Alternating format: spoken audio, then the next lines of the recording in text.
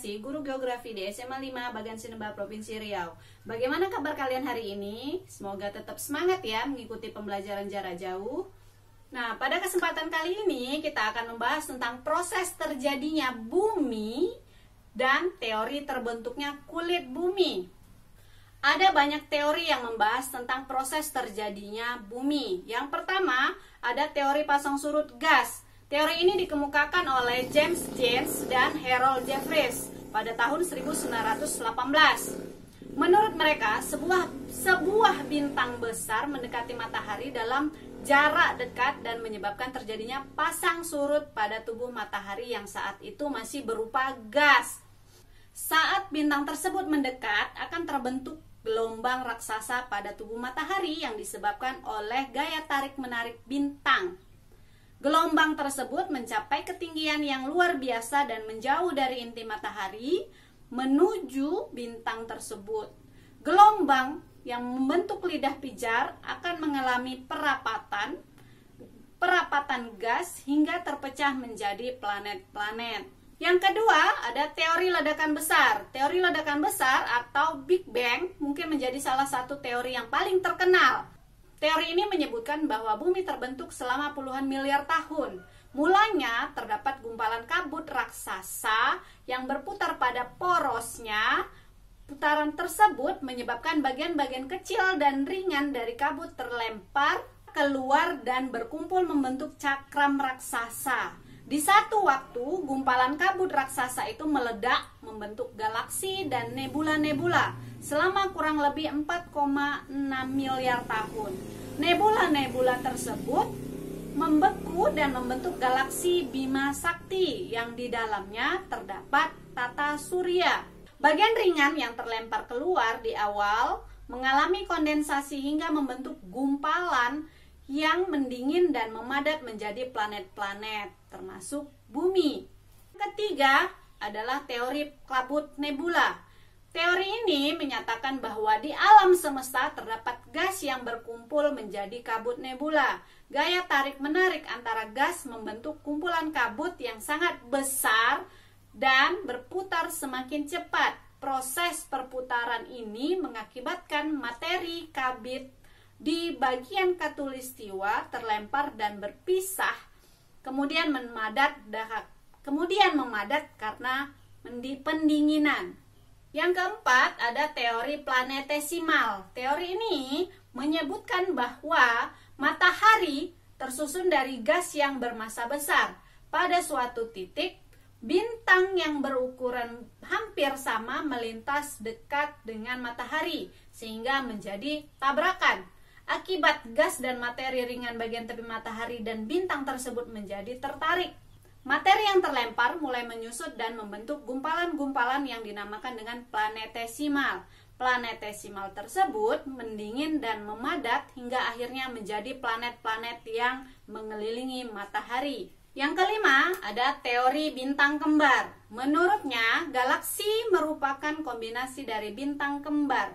Salah satu bintang tersebut meledak dan menyebabkan banyak material yang terlempar.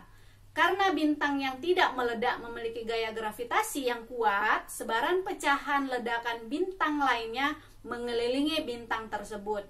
Bintang yang tidak meledak kemudian dikenal dengan matahari, sementara pecahan-pecahan dari bintang yang meledak tadi dan mengelilinginya itu disebut dengan planet. Sekarang kita masuk tentang teori terbentuknya kulit bumi. Ada beberapa teori yang membahas tentang bagaimana proses terbentuknya kulit bumi. Yang pertama ada teori kontraksi. Teori ini menyatakan bahwa bumi semakin lama semakin susut dan mengkerut yang disebabkan oleh terjadinya proses pendinginan. Sehingga di bagian permukaannya terbentuk relief berupa gunung, lembah, dan dataran. Yang kedua ada teori benua. Teori ini menyatakan bahwa pada awalnya bumi terdiri atas dua benua yang sangat besar, yaitu Laurasia dan Gondwana di sekitar kutub selatan bumi.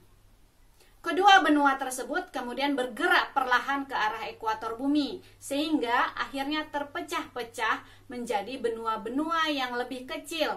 Laurasia terpecah menjadi Asia, Eropa dan Amerika Utara. Sedangkan Gondwana terpecah menjadi Afrika, Australia, dan Amerika Selatan. Teori yang ketiga adalah teori pengapungan benua. Teori ini menyatakan bahwa pada awalnya bumi hanya ada satu benua maha besar yang disebut dengan Pangea.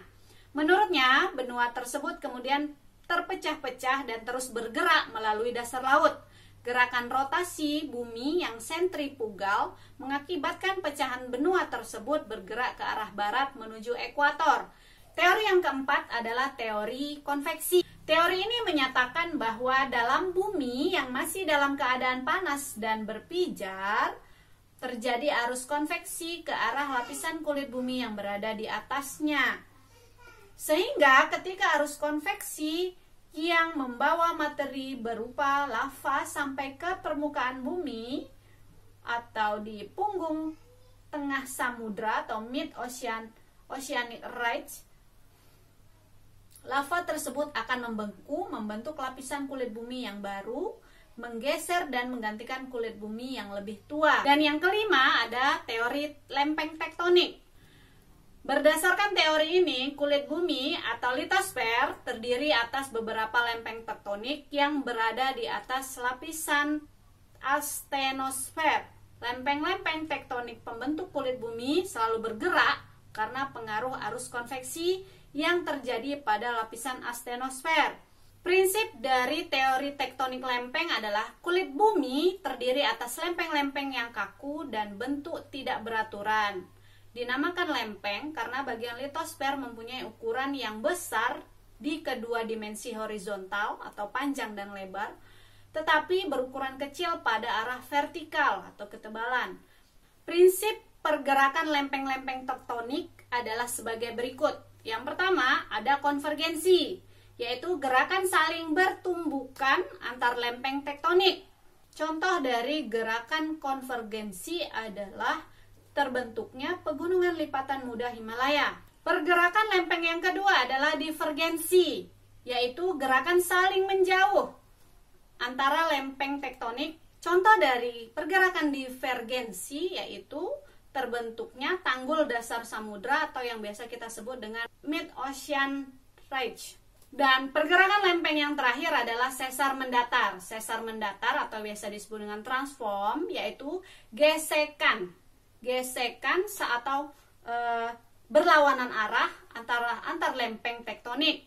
Nah, akibat dari gesekan ini atau akibat dari sesar mendatar adalah sesar San Andreas di California. Nah, demikianlah video pembelajaran tentang proses terbentuknya bumi dan proses terbentuknya kulit bumi. Semoga mudah dimengerti dan tetap semangat mengikuti pembelajaran jarak jauh. Wabillahi taufiq wal hidayah. Wassalamualaikum warahmatullahi wabarakatuh.